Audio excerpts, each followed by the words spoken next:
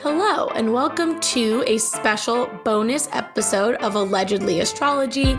Each week we break down the astrology that happened during some of the biggest scandals and events in history, and it seems like increasingly we're just living through them.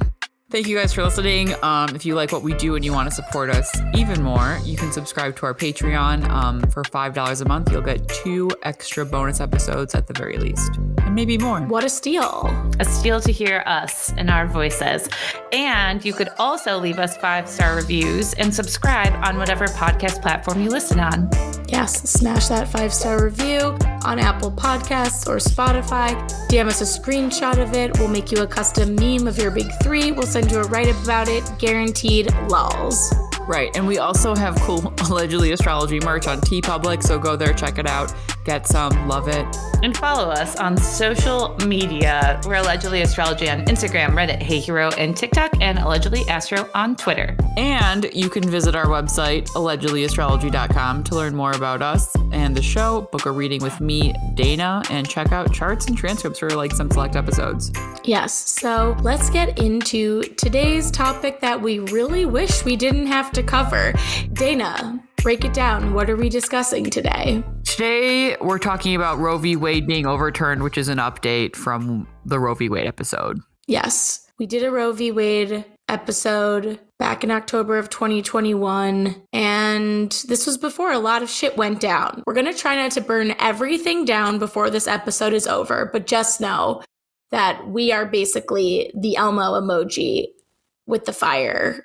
Fire in the background. An Elmo meme with the fire burning is our resting state of this episode. But a quick refresher.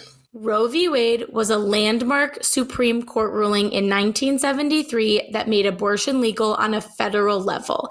And the case has been in the news a lot lately due to a number of states creating bills that severely limit the time frame that women can get an abortion. So fast forward to today, and the most anticipated ruling of the court's term, Dobbs v. Jackson Women's Health Organization, has finally come. And the Supreme Court overturned Roe, even though several of the justices in their confirmation hearings said they wouldn't do that. Those fucking liars. So now it's up to states to decide whether or not abortion is legal. So when we recorded our last episode about Roe v. Wade, it was October 2021, like Elise said, and Dana had said something that we want to revisit. She said it was possible that Roe would be in the news again. Dana, I hate it when you're psychic. I know. But yeah, so this is because Venus is retrograded in Capricorn last winter, and Mercury retrograded in Capricorn both last winter and this coming winter. So that's 2 in 2022, and that just highlights it. I think it's possible Roe v. Wade will be amended, or maybe they'll write a new law, or however that works, when Saturn enters Taurus in 2028. At that point, Pluto will be in Aquarius, so Saturn and Pluto will be square. Saturn in Taurus wants to regulate grandiosity, but also has an appreciation for beauty, and Pluto in Aquarius wants to be like the Uber Eats of abortions. If not, then Saturn will be in Gemini in 2030, and it will be the Saturn return for Roe v. Wade. And I have some more on this later, where I think that might be the more accurate prediction if I'm right on either of them. So the case, we know about Roe v. Wade, but the case of the moment here that they were looking at, that the Supreme Court was looking at, that caused all of this to be overturned, was a case called Dobbs versus Jackson Women's Health Organization. And this case was about a Mississippi law that banned abortion after 15 weeks of pregnancy. The Republican-led state of Mississippi asked the Supreme Court to strike down a lower court ruling that stopped the 15-week abortion ban from taking place. So while the Supreme Court is debating this case, Politico released a leaked draft of the decision, which said that the court was going to overturn Roe v. Wade.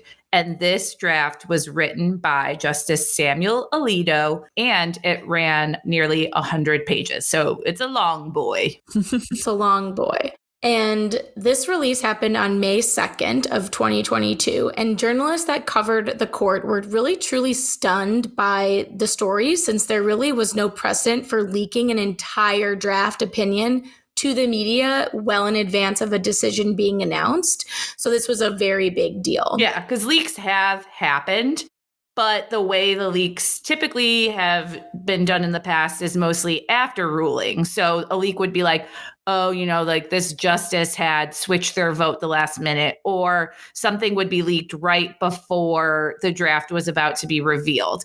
And actually, the decision for Roe v. Wade was leaked the first time around, too. Wow. Some of the leaks were like, oh, there's like a lot of infighting among the justices, but a clerk for one of the justices actually leaked the decision to Time and was like, don't release this until after it's announced. But then something happened and the announcement was delayed from the Supreme Court, but Time still ran the draft. So the ruling was made public before even the Supreme Court said anything, which is like very weird, like not like synastry, but it's very similar in a way. Yeah. And the reason why this current leak in particular was a huge deal was because deliberations on controversial cases have generally been fluid in the past. Justices can, and they sometimes do, change their votes as draft opinions circulate, and major decisions can be subject to multiple drafts, vote trading, sometimes until just like days before a decision is unveiled. So it's not that crazy to change their minds. So just like the court watchers were stunned, we also here at Allegedly Astrology were stunned because, again, in our last episode, Dana said that Roe v. Wade could potentially come up again around the Leo full moon of 2022. And the draft opinion that was leaked had been dated February 10th, 2022, which was a week before the full moon in Leo happened. So let's look at the leak chart. So Politico originally published the leak on May 2nd, 2022 at 8:32 p.m. Eastern time. And this chart has a Scorpio rising conjunct the South Node, and that's super appropriate since Scorpio is a sign of the detective and unearthing the truth, and the South Node harkens back to the past, and in the past, viewed through Scorpio's lens, can, be traumatic. Then in the 7th house, which is commonly understood as the house of marriage and partnerships, and less commonly known as the house of enemies, known enemies, we have the Sun, Uranus, and the North Node in Taurus. Taurus is all about security, and the Sun here, is shining. We're shining a light on security, which could relate to statutes, right? Like statutes are provide security, right? But Uranus perverts or diverts this agenda, right? So this security is really it's like laminated crayon. It's no longer what it was. And the North Node just makes this all an extremist. So the Taurus is not known to compromise, and they're not. Shocking. Right. This chart also has Saturn on the IC in Aquarius, and both Saturn and the IC relate to death and endings. And in Aquarius, it's related to the collective. So this is just sort of a, downer. A little too on the nose for me. So after the Politico article, everyone honestly was super pissed off. And the Supreme Court went ahead and confirmed that the draft opinion was real. So this was the real deal here. And they also announced an investigation into the leak. But the reporters at Politico were not saying shit. So I think they're still investigating because they don't know the sources. I'm so curious, but the leak resulted in a lot of protests, understandably. People even went to justices' homes. A person was even arrested for the attempted murder of Justice Brett Kavanaugh, which... Everyone is silent. It's everyone's like, rats. As we said before, the opinion of this was written by Justice Alito. And Alito was elected by George Bush and has served on the highest court of America since January 31st, 2006, a day I will come to despise. Literally. Samuel Alito is very Catholic. And at one point, he was considered to be one of the most conservative justices on the court. So what's this fun guy's big three? Okay, so Alito was born on April 1st, 1950 at 12:56 a.m. in Trenton, New Jersey. What a joke, am I right? Well, the only thing I know about Trenton, New Jersey is that there's a famous sign there that says Trenton makes and the world takes, which is the worst culture I can imagine. Well, I was referring to the fact that he was born on April Fool's Day, not Trenton, New Jersey, but also a joke, We love our listeners from New Jersey. Oh, for sure. But this really upsets me how we have the same sun and rising. So I'm going to shut up. I have the same big three as Donald Trump. Me and R. Kelly have something in common. Touche. Okay. Touche. So the sun is exalted in Aries. Okay. Well, I didn't even say his big three. His big three. Okay. He has an Aries sun, a Virgo moon, and a Capricorn rising. And the sun is exalted in Aries, which makes it very sure of itself, its goals, its desires. Self-directed is a good keyword for the sun in Aries. The moon in Virgo can be obsessive and obsessed with purity. This moon, the moon is related to like your needs, and Virgo wants to purify and serve. And here he is taking these principles to the logical extreme. Capricorn rising will stop at nothing to achieve their goals. This is another very self-directed placement. Capricorn is the most determined sign in the zodiac, and it's ruled by Saturn, the planet of discipline. And his natal Saturn is retrograde in Virgo, conjunct his natal moon, that's his chart ruler, conjunct his natal moon.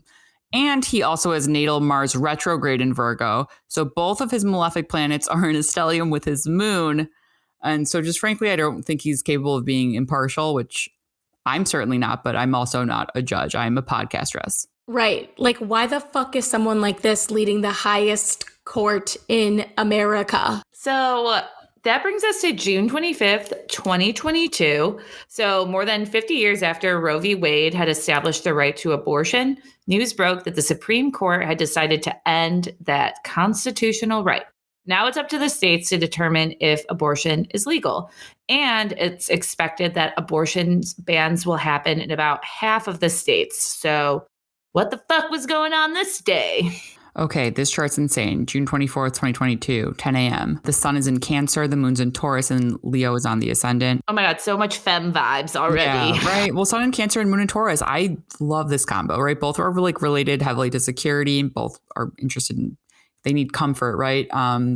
It's very much like a dinner party vibes. Not today, though, or not that day. But this chart has Not today. Saturn in Aquarius exactly conjunct the descendant. And remember, the descendant is known enemies, known opponents, and Saturn is the planet that shuts shit down. Aquarius is related to like the populace or the collective. It's also where America has its moon, which also is related to sort of like the populace as well as women and the body. And since this chart is a Leo rising, the sun is the chart ruler, and in Cancer, it's in the 12th house, which relates to banishment.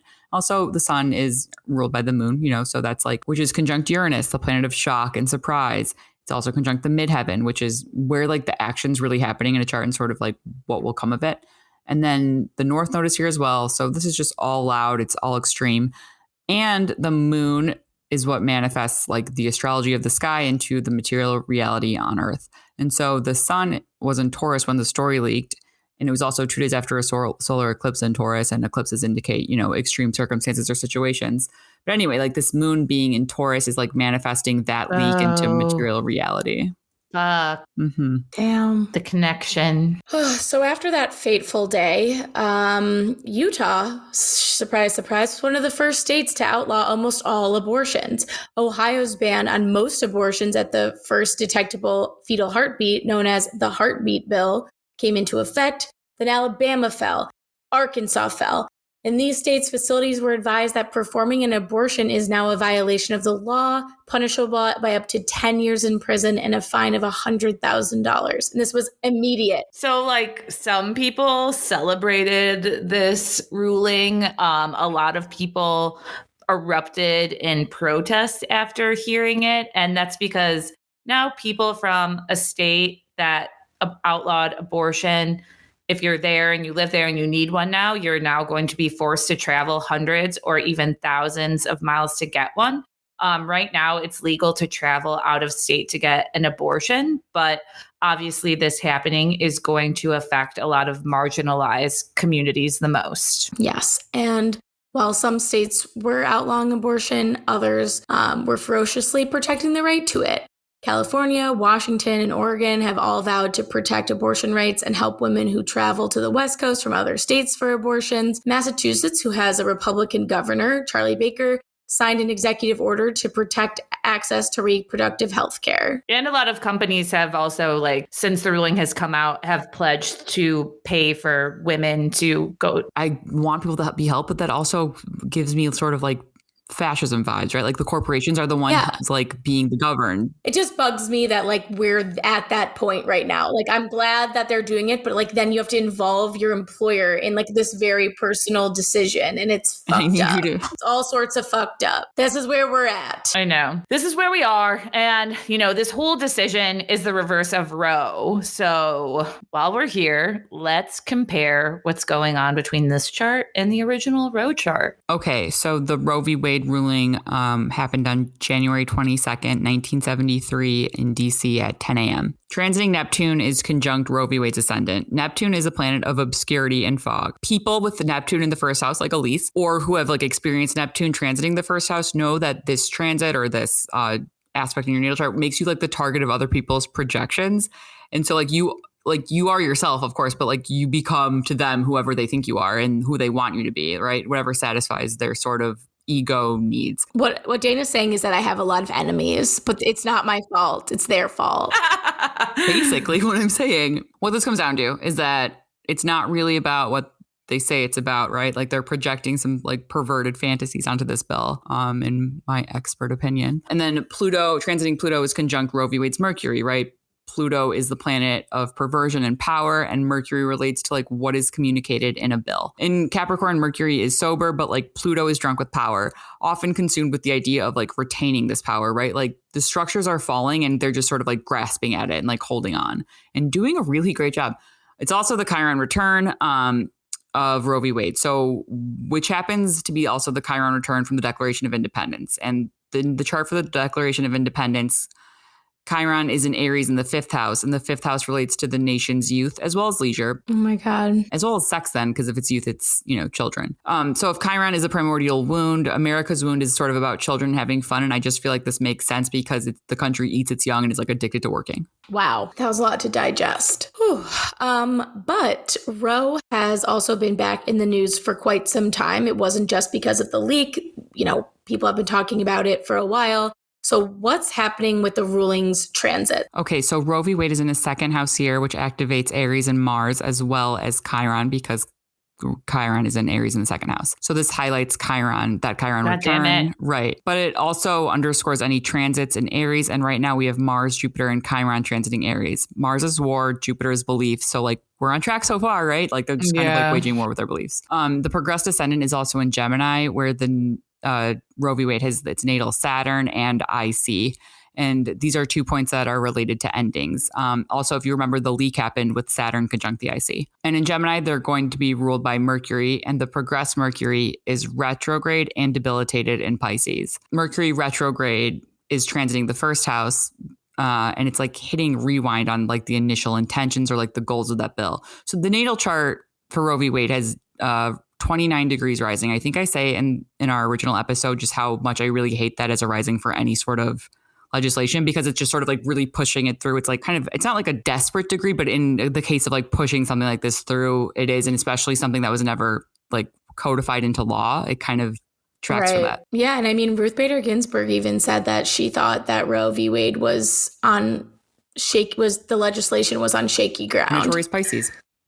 Yeah. So like obviously she's pro-choice, but it's not like she was always worried that this would happen. It did. Yeah.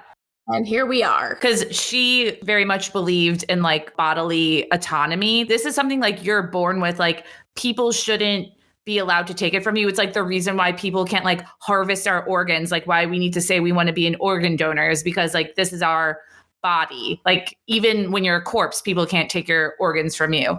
Or like how I was reading something like a lot, like guys aren't considered a father until the baby like leaves your body. So it's, I don't know.